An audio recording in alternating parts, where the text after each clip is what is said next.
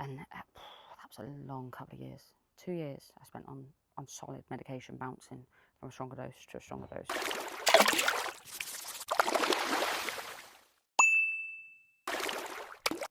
Good morning.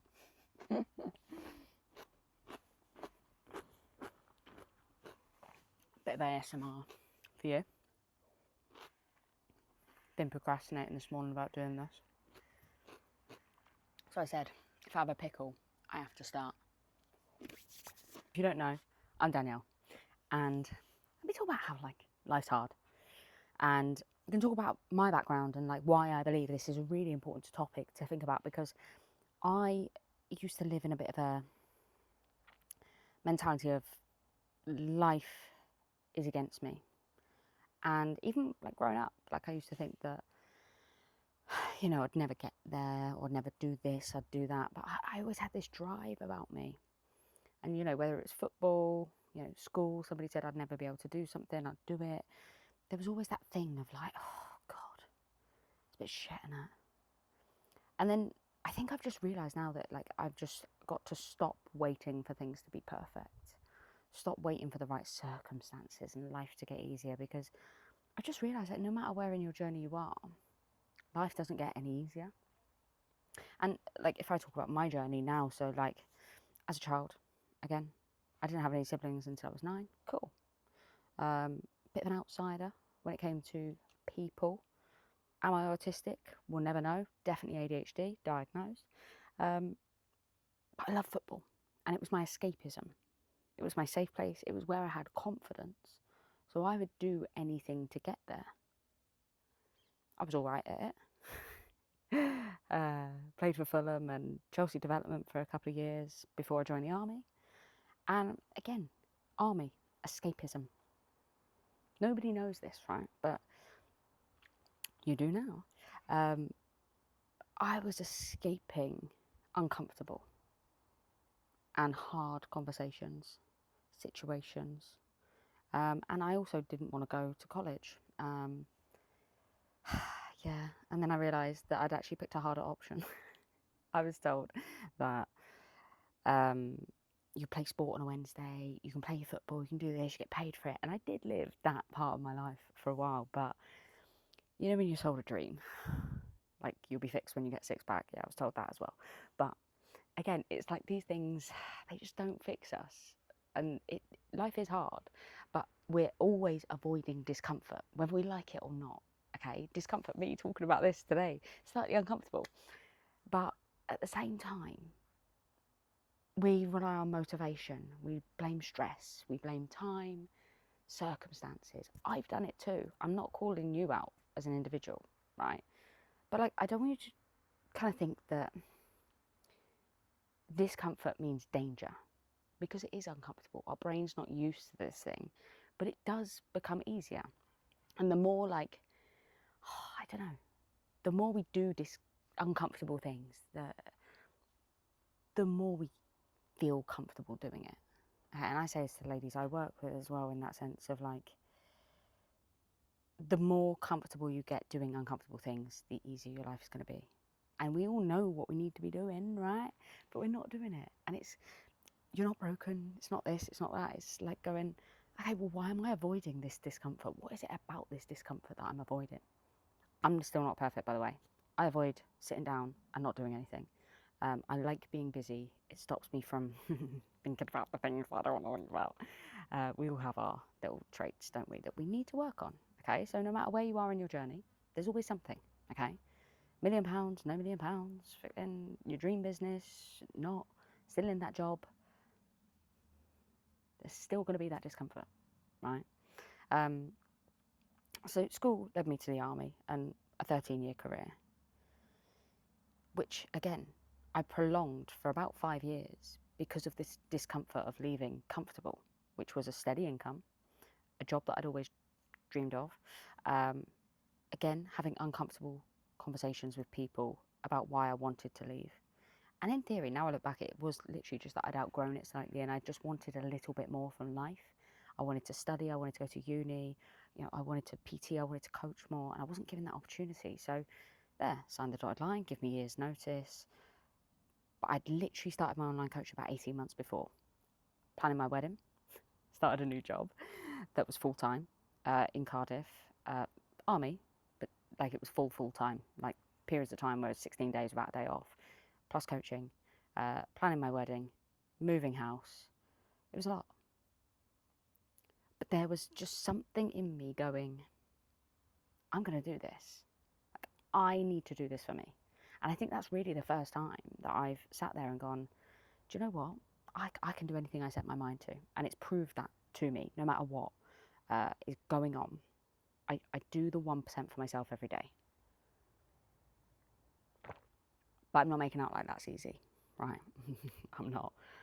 But at the time, I was in it. I was in the mix of it. I was a victim. I was a victim to my surroundings that I'd put myself in, that I'd chosen. And it removes control. You imagine you're driving and somebody else takes the steering wheel. You're not in control of that. That's the way I look at it. And when I realised that I didn't have to be a victim, that was quite powerful. Really, really quite powerful. Army income, my time, my passions, what I enjoy, all these things, hormones, stress, that I was using other things to manage it with, which again isn't great. But it leads me on to like the hardest thing. Oh, the realisation that I was struggling, if I'm honest. I'd always, since I was about, I think I was 12, 13 when I started therapy, CBT, whatever you fucking call it. But, oh man, it's hard. I bounced from therapist to therapist to therapist, from medication to medication to medication. I was driving to work. I'm not going to tell you what workplace it was, but it was an hour and 10-minute drive. I was going up this hill, and I just had this overwhelming feeling, hot. I lost my breath. I couldn't see properly. I was seeing all stars, but I was stuck in a single lane traffic, and there was roadworks to the left of me, roadworks to the right. I couldn't stop. And I remember gripping that wheel so tightly. I was having a panic attack. And I had frequent panic attacks, but I'd never had a panic attack in the car. I felt quite comfortable in the car. I liked driving. I liked listening to music and podcasts and learning and all these kind of things. And wow, that moment it hit me. I drove straight to the medical centre. Helicopter going off. And I said, I need help. And they were like, oh yeah, you're under this and that. And okay, we'll give you some medication. You've got anxiety. I was like, oh, okay, cool. I got home. 6 weeks later, been doing the same stuff, had a bit of time off, went back into work, and the same things were happening repeatedly. And I was like, why is this medication not working? It's been 6 weeks. And I spoke to one person, I remember them just saying, like, what are you doing outside of work? Nothing, going to the gym and walking my dog, go out on a Saturday, that kind of thing. Normal, quote unquote, normal stuff. Okay, are you doing anything while I'm on medication? And it was that thought that, like, I didn't need support because the medication was there. And when you're just like, oh man, if only I had have seen that earlier or had that support to go, Dan, the medication isn't here to fix you. The medication is here to support you, just like support is. And it's like, why was nobody telling me these things? Because they didn't know, right? They can't tell you what they don't know. But then you need to realise that your surroundings has an impact on how you feel. And I didn't realise that. Oh God, I forgot that was on. I didn't realise that, if I'm totally honest. So I was like, okay, what do I do? Went under another therapist, still not fixed, still drinking lots, still binge eating, all these kind of things. And that was a long couple of years. 2 years I spent on solid medication, bouncing from a stronger dose to a stronger dose to a stronger dose, to just feel numb. So numb. And I say to anybody now that is like, oh yeah, I'll take this tablet, or I'll take this powder and it will fix the issue. I go, please, just wait. Are you doing 1, 2, or 3? Are you calming down? Are you exercising regularly? Are you eating well? Or like actually coping with the things and getting some mechanisms in place for you to have control? This is the difference, right? there are so many things we can control, but there's so many things that we can't control. And when we're so stuck in that cycle and that loop of worry, anxiety, worry, we lose control. And people don't realise that. It's like we're worrying over things that we don't need to worry about. You know, like my siblings, they're younger, they're going through their work journey and stuff like that. Sometimes I think, oh man, like, I wonder if there's anything I can do to help them speed up their journey and this and that. And I'm like, well, actually, 9 times out of 10, all they need to know is that I'm there. And I'm like, is that enough? Yeah, I'm controlling that situation. So it's about how we frame it, how we work it in our head to really move forward with that. Okay, and support isn't avoiding discomfort. Taking a tablet and hoping that it fixes the issue is avoiding discomfort, okay? There's a lot of medication going around at the moment. Again, it's supporting people, but you need the support externally, I believe, right? Again, coaching gives you the tools and the mechanisms to be able to sustain that when the medication goes, because you can't stay on medication for ages. And when we stop waiting for that right time to do whatever it is, it doesn't have to be anything crazy. It can just be that one thing that you're putting off, that you know deep down is going to change your life, right? That could be locking in at the gym. Like, you know, I'm a coach. The gym has been the most amazing environment for me to learn about myself, my body, my mind, and how to do the things I don't want to do on a regular basis and build up that repetition.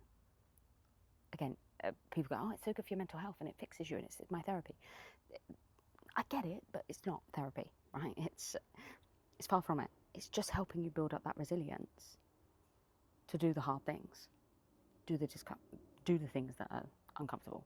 And it's helped me understand that I need to regulate my breathing, my emotions, my responses to things, the amount of control I have day to day, all these different things that I didn't think I could control. And people now think that I've got it all figured out. Right, that's absolute crap.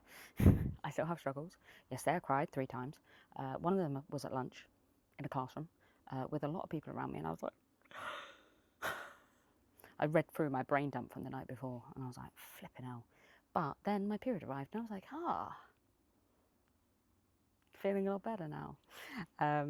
So there is that as well, just giving yourself permission sometimes, innit? But again, you can't control your hormones, but you can control your actions. And this is where it all stems from.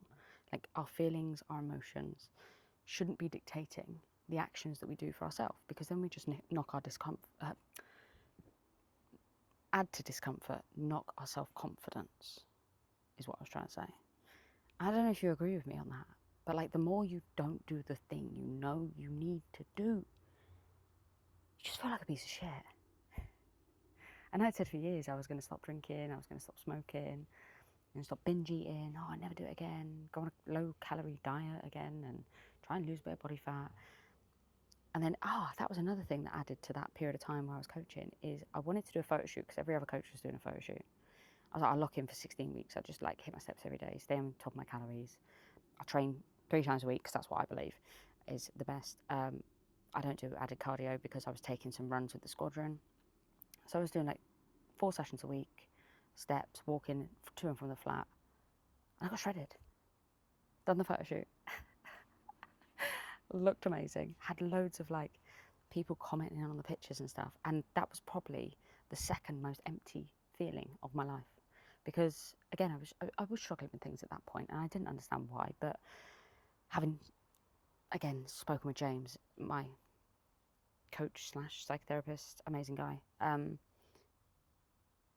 it's in here, it's what matters, and that kind of stuff don't matter to me. It genuinely doesn't. I do not give a shit who likes my post. I appreciate you, obviously, but like, I don't go, oh my God, did I get 100 likes on that? If anything, it made me think, well, why do I not feel good now I have a 6-pack? And this is the thing. Life is still hard. No matter how you look. Everything to me now, and through that experience, is how I feel. Going through all the discomfort and getting all the knowledge I have and surrounding myself with constant support.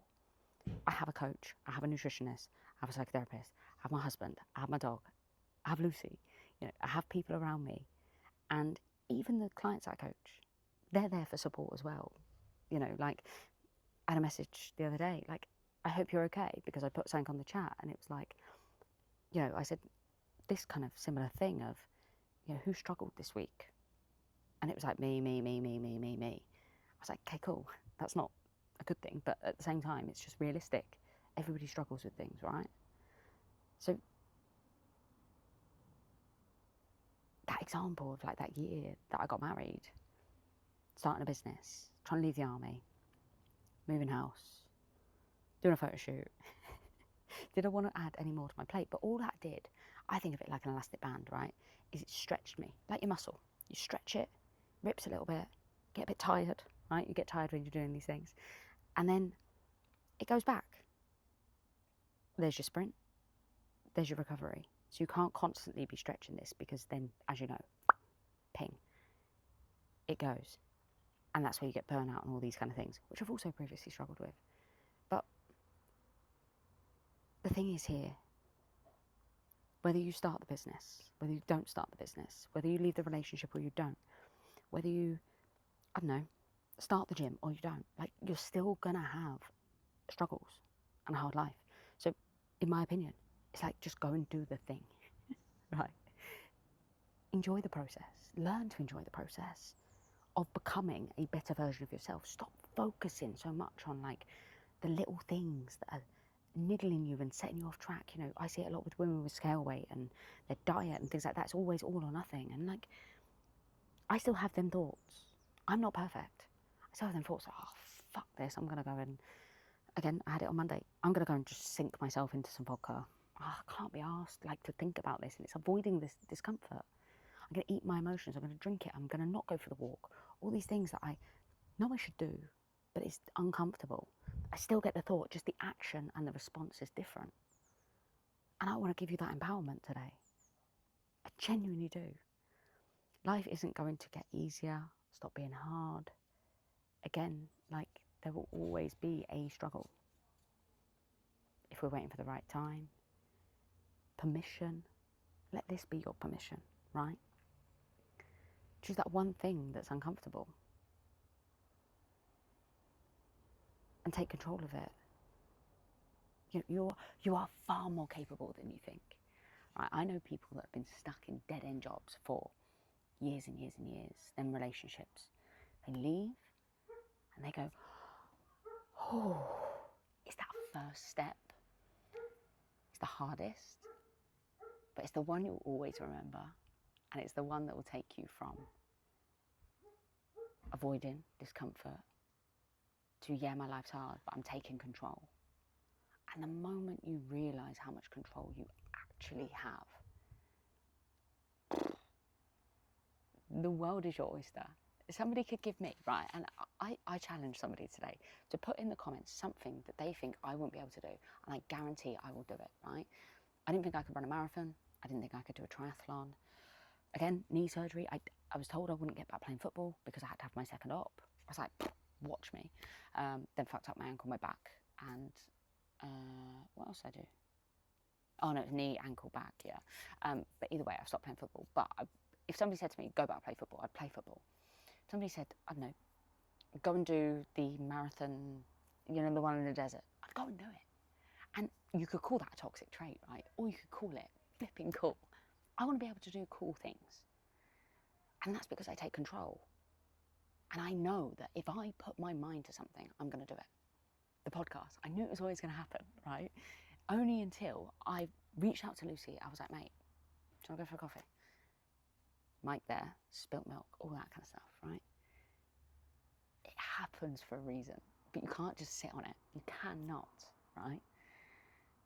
So whatever it is, the walk, the training session, the difficult conversation, the sitting in silence, the one that I struggle with, applying for the job, reaching out to the podcast to be on it, whatever it may be, or reaching out for support. Like, I would love to give you that power today to do it, right? And like Lucy said last week, with her journey, it's inspired so many people. And I hope that we can do this as a team, and we will do this as a team, is inspire these people to take these actions.